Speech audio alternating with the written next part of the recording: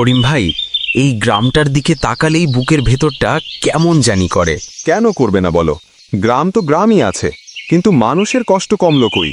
এই যে গত মাসে জলিল চাচা, একটা জ্বর, সামান্য একটা রোগ, আমাদের গ্রামে হাসপাতাল থাকলে আজও লোকটা আমাদের মাঝেই থাকতো। শহরে নিতে নিতে রাত হয়ে গেল, রাস্তায় অ্যাম্বুলেন্সও নাই, রিক্সা ভ্যানে তুলে নিয়েছিলাম। শহরে পৌঁছাতে অনেক দেরি হয়ে গেল, আর যার কারণে লোকটা বিনা চিকিৎসায় আমাদের ছেড়ে চলে গেল। এই গ্রামে যদি একটা ছোট হাসপাতাল থাকতো, একটা ডাক্তার থাকতো, তাহলে কি মানুষের এত দুর্দশা হতো? চেয়ারম্যান তো প্রতি বছর বলে হাসপাতাল হবে, উন্নয়ন হবে। হাসপাতাল হয় না, কিন্তু চেয়ারম্যান সাহেবের বাড়ি বড় হয়। তার গাড়ি বদলায়, তার ছেলে শহরে পড়ে, আর আমাদের সন্তানরা সামান্য জ্বরেই কাবু হয়ে যায় চিকিৎসার অভাবে। আমরা ভোট দেই, ভরসা রাখি, আর তার বদলে পাই লবডঙ্গা। চেয়ারম্যানের কাছে গেলে বলে এখন বাজেট নাই, কিন্তু তার নিজের পকেটের বাজেট শেষ হয় না। রহিম ভাই, এভাবে বসে থাকলে তো কিছু বদলাবে না।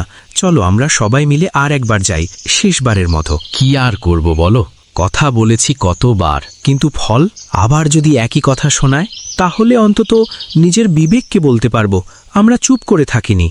গ্রামবাসীরা আবারও সেই চেয়ারম্যানের বাড়ির দিকে চলল, ঠিক আগের মতো, সেই একটাই আবদারের জন্য।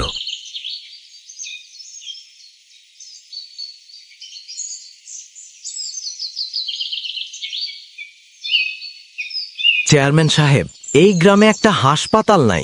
একটা রোগ হলে শহরে নিতে নিতে তার কাজ শেষ হয়ে যায়। আপনি তো আমাদের ভোটে জিতে এই চেয়ারে বসেছেন। আপনাকে বিশ্বাসটাই কি আমাদের সবচেয়ে বড় ভুল? আমার হাতে কিছু নেই রে। সরকার থেকে এখনো পর্যন্ত আমার কাছে এমন কোনো বাজেটই পাঠানো হয়নি যে বাজেট দিয়ে আমি এই গ্রামে একটা হাসপাতাল বানিয়ে দিতে পারি। চেয়ারম্যান সাহেব, একটা কথা জিজ্ঞেস করি, গ্রামের কোনো উন্নয়নের কথা উঠলেই আপনি বলেন বাজেট নেই, সরকার থেকে অনুমোদন দেয় নাই, হাসপাতাল চাইলে বাজেট নেই, রাস্তাঘাট চাইলে ফাইল আটকে যায়, স্কুল চাইলে সময় লাগে।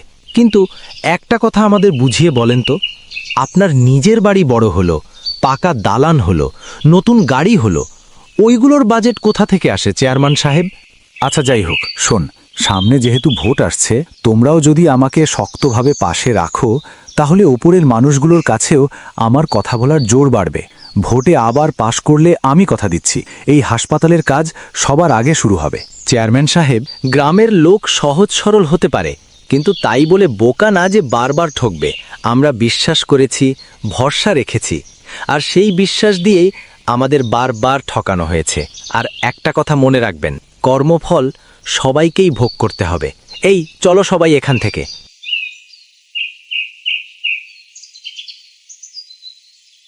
এই পৃথিবীতে লোভ আর ক্ষমতা চিরকাল টিকে থাকে না। কর্মফল হয়তো আজ না, হয়তো কাল, কিন্তু সঠিক কাজের মূল্য অবশ্যই পাওয়া যায়। সহজ সরল মানুষের বিশ্বাসের সঙ্গে ধাঁধা করা যায় না। যারা অন্যকে ঠকাতে চায় তারা একদিন সেই ভুলের ফল ভোগ করে, আর যারা সত্যের পথে থাকে, সাহস দেখায়, দৃঢ় থাকে, তাদের জন্য নতুন সকাল সব সময় আসে।